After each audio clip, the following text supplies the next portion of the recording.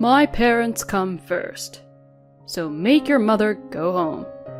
It was at this point that my love for my husband has completely disappeared. Right, let's go home then, he grinned.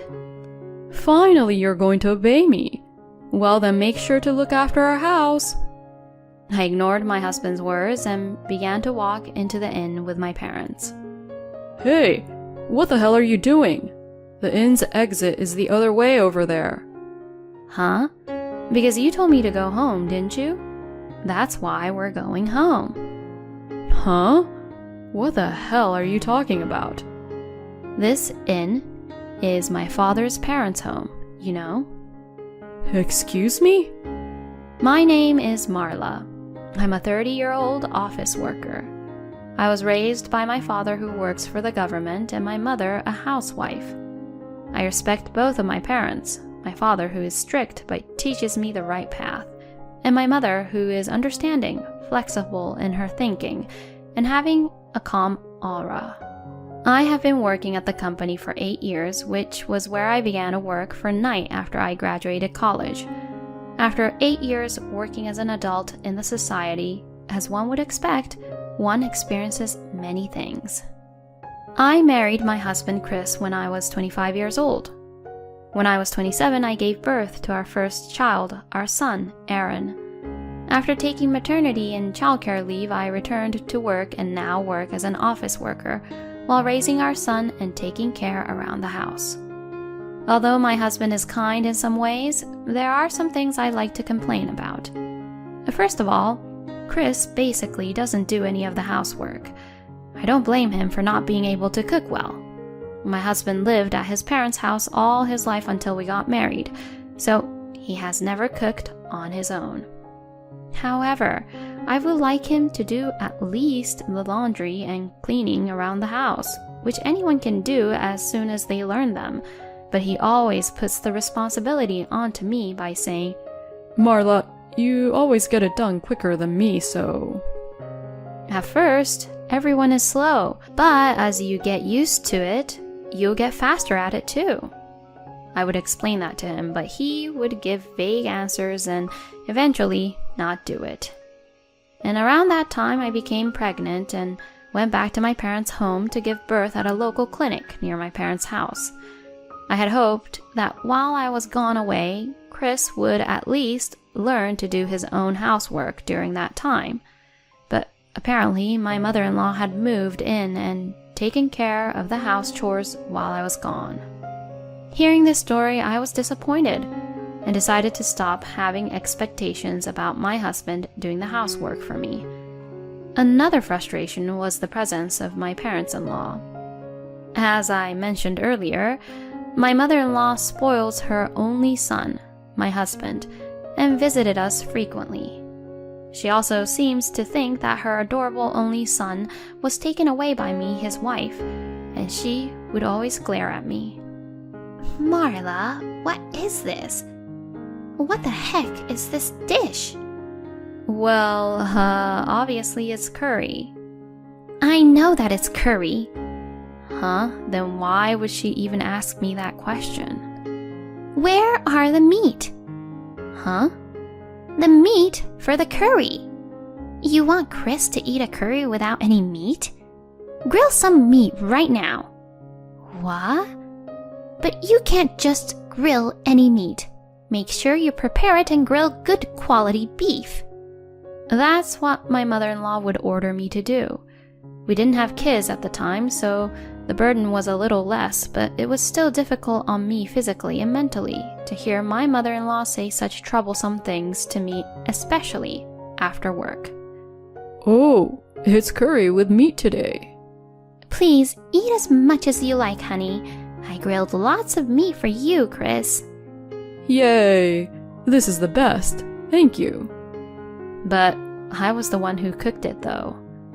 My mother-in-law was smiling and serving the food to my husband as if she took credit when I was the one who put all the time and effort into making it.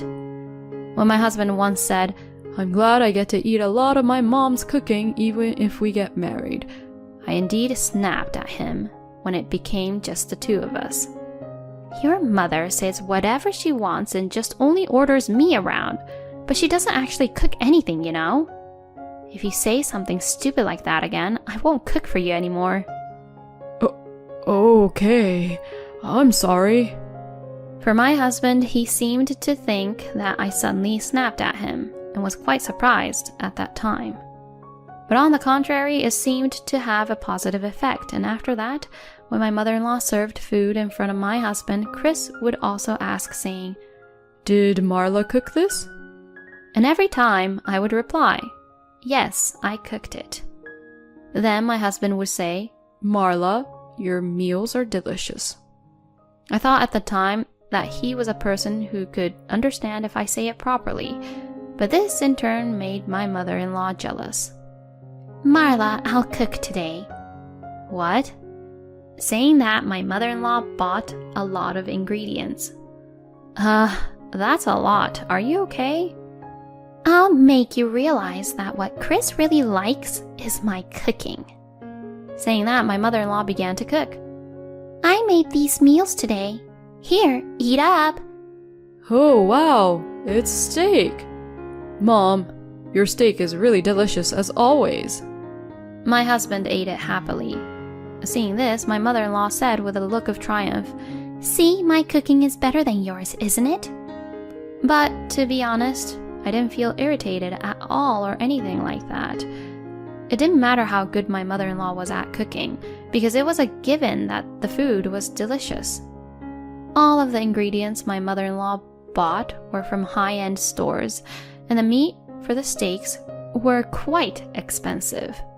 I mean, if she bought it from a place like that, it'd be actually hard to make it not tasty. I may have overspent a little though, so Chris, I'm sorry. My mother-in-law would pretend to apologize like that to Chris. My husband, who does not do any housework and doesn't really care about food expenses, said, Oh, it's fine. Marla is managing the household budget. And told me to pay for what his mother bought today. I was astonished when I saw the receipt she gave me. It had cost $200 for just one meal. Not only was the meat expensive, but the caviar for garnish, the organic vegetables, the wine that cost a lot for cooking, and so on. The way she spent the money was just reckless. After that, I decided to try not to spoil my mother-in-law's mood and tried to be nice to her. Then my mother-in-law got into a good mood and stopped causing trouble. But it was still stressful for her to come over to our house so often. Later, after the birth of my son, not only my mother-in-law but also my father-in-law decided to come to visit us frequently too. This boy is going to be a big shot like me in the future. Let's buy him a lot of nice things while he's still young so he can prove his sense of style. My father-in-law would say things like that and buy expensive baby items on his own. When I say, I think something a little cheaper would be fine, he gets angry and won't listen, saying, What if that makes his taste worse? And wouldn't listen to me. I wanted to ask my husband for help, but he was too busy being with my mother-in-law to help me out. My husband, being the insensitive husband that he is, didn't really understand that I was in trouble. When my son was newborn, my father-in-law was still working, so he only came on weekends. But this year, my father-in-law is retiring. If that happens, my father-in-law will definitely come to see my son on weekdays as well. I shudder just thinking about it. Incidentally, this year is my mother's 60th birthday. I wanted to do something for her to thank her for raising me. I wanted to do whatever she wanted. So I went home for the first time in a while and asked my mother, Is there anything you want to do for your upcoming birthday? You don't have to worry about it. You're busy too, aren't you? No way. It's your 60th birthday, so let me celebrate it properly. That's right. Thanks to you, honey, I've always been able to live comfortably. Let me thank you properly at a time like this. My father said that, and my mother laughed in embarrassment. What are you doing, saying something like that out of the blue? What? I was just saying what I was thinking. Seeing my father, who was strict but unintentionally making those kind of comments, and my mother, who was embarrassed, I felt at ease. Oh yeah. Oh, I might have a place I want to go. My mother says so, and I leaned forward to ask, "Oh, where do you want to go?" To your father's hometown. Marla, you were born right after we got married, so we haven't really had a chance to sightsee around. I see. Father, your hometown is known to be a ski resort, right? Yeah, it is. I haven't been back there in a long time, and since it was my hometown, I didn't really go skiing that much. After coming to the city for college, I realized how precious my hometown was. Let's celebrate Mom's 60th birthday with a trip to the ski resort in Father's hometown then. Oh, that's right, Marla. I want the inn we're staying at to be here. Saying that, my mother showed me the screen of her smartphone. It showed the website of a certain inn. Oh, is this place? Yes, it is. You might be too small to remember. No, I remember. I was about 3 years old, right? What the heck? We're going on a trip, but you want to stay at the inn here? Yeah, you miss it too, don't you? Well, yeah, I guess so. I have a feeling they'll be so loud when we go there. Well, anyways, I'll make the reservations. At any rate, I'm glad we've come to an agreement about my mother's 60th birthday celebration. I'm going on a trip to a ski resort with my family for my mother's birthday in a month. I told my husband about my mother's 60th celebration. I see. So your mother is already turning 60 years old, huh? Have fun. Yeah, thanks. My husband agreed without any objection at the time, but later on, he suddenly says something outrageous. For the ski resort trip to your mother's celebration, we're going to join you. What? What do you mean we? We, meaning my mom, my dad, and I, will join you all. You know what I mean, right? Now, wait a minute. Why are you deciding that on your own? It's my mom's 60th celebration, okay? You're supposed to at least ask if you can take your parents, right? Even if you tell me that, both my parents are already in the mood for it. The ski resort we're going to stay at is a popular, luxurious inn that's been featured in magazines and on the TV, right? They were saying that it's not fair that you guys are the only ones going to it. Huh? What do they even mean by that? It sounds like they don't even want to celebrate my mom's 60th birthday. It's just that they feel like they're missing out and are trying to force us to go with them too. That's not true. I'm sure they want to celebrate. No, I don't think so. Then if I tell you we're not going on this trip and we're only just having a celebration dinner, will your parents even come to that? And would you even come? Well, that's... My husband's stuttering attitude indicated the answer. See, you all just want to go because of that ski resort. Knowing that, I don't want to take you guys with us. How dare you treat my parents like that? I've been telling you for a while now that my mother is my priority this time. Your parents should learn to be a little more reserved. Excuse me? Are you trying to insult my parents? I'm just telling you the truth. They come over often and were being really rude to me. That's enough. I'm disappointed in you. Since my mom and dad are already ready to go on that trip, we'll stay at the inn on our own. Fine. I see. Then why don't you do whatever you want? And like that, we had a big argument.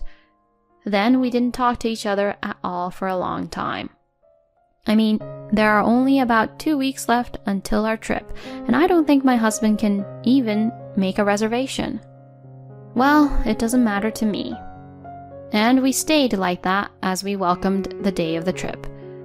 My husband was getting ready early in the morning with his larger luggage. What the heck? So he was able to make a reservation, huh? I was a little disappointed, but decided that I would never go with him. I got ready to leave as well. We left the house at about the same time and we both got into our own cars. It took us a little longer to leave because I had to put my son in the car than he did.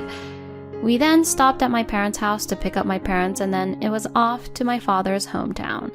We decided to leave our luggage at the inn first, so we went straight to the inn. It seemed that my husband and his parents were thinking the same thing, and we saw them at the reception desk first. Seriously? Can't believe we'd meet them here so easily like that. When we arrived at the reception, my husband said something outrageous. I'm Marla Linden, and we have a reservation for 3 people. What? I couldn't believe my ears. Wait a minute, what are you doing? Huh? Who are you? You just tried to spend the night at the inn trying to use my reservation name.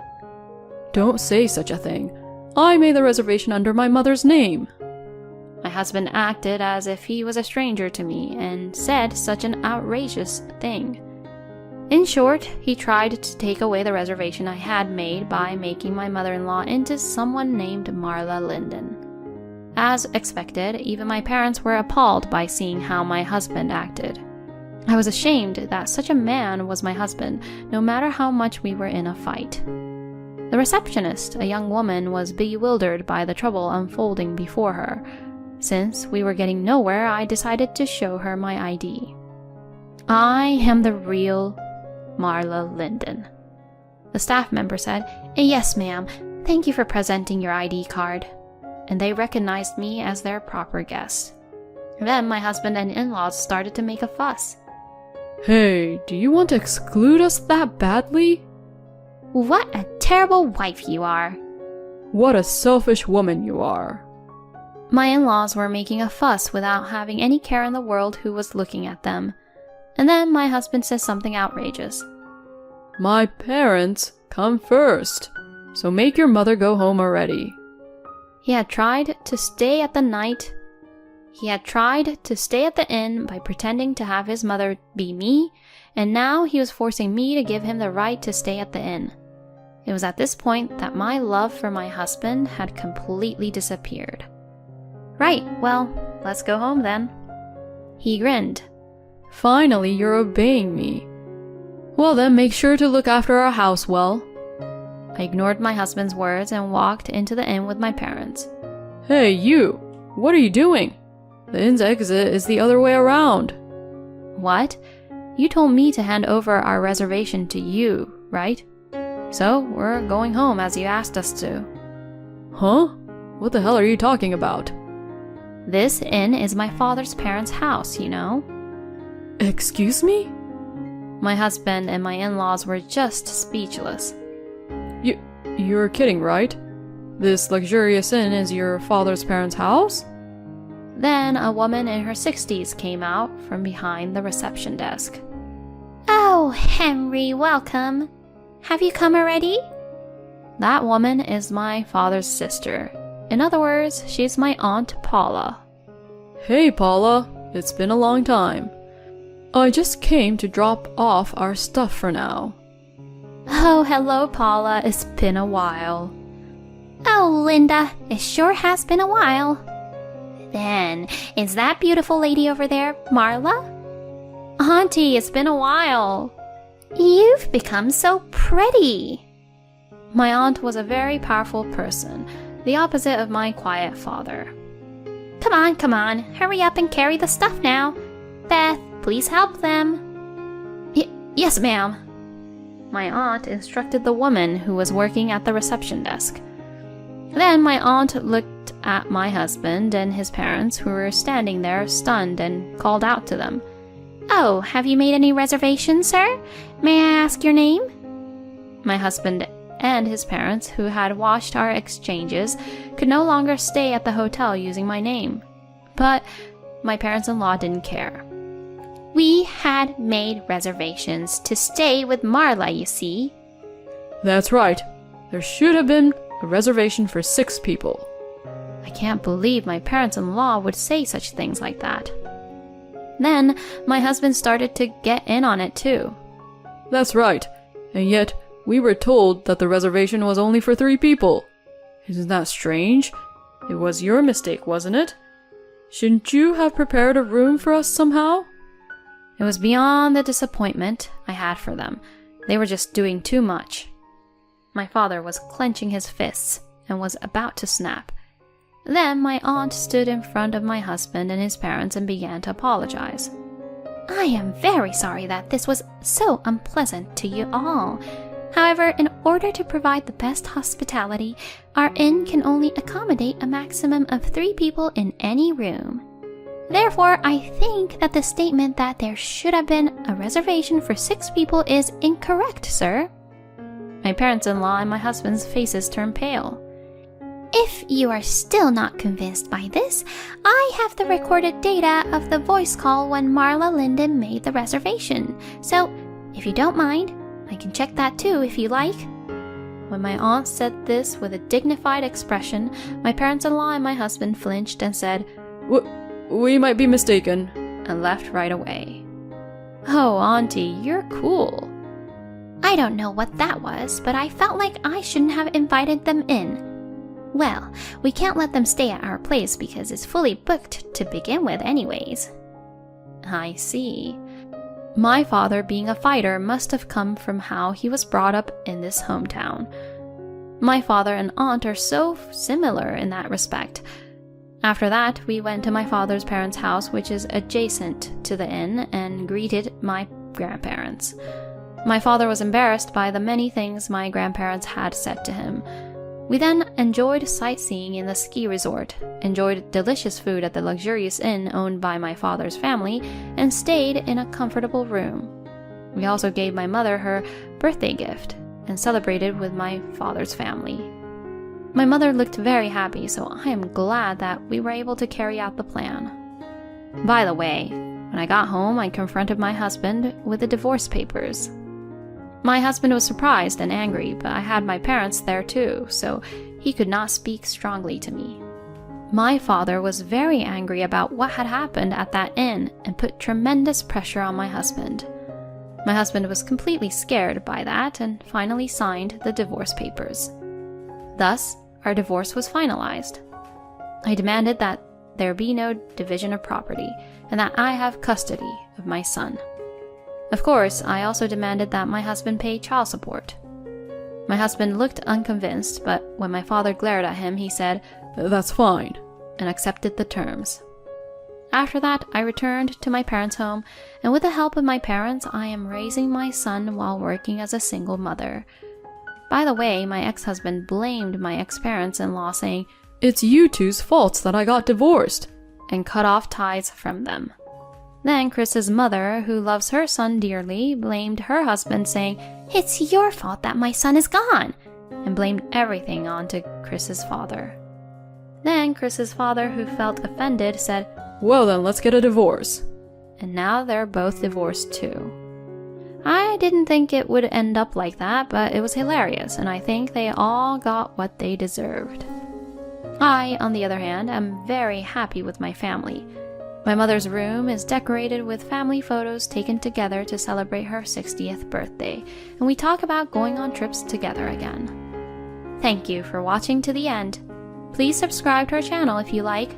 See you in the next video.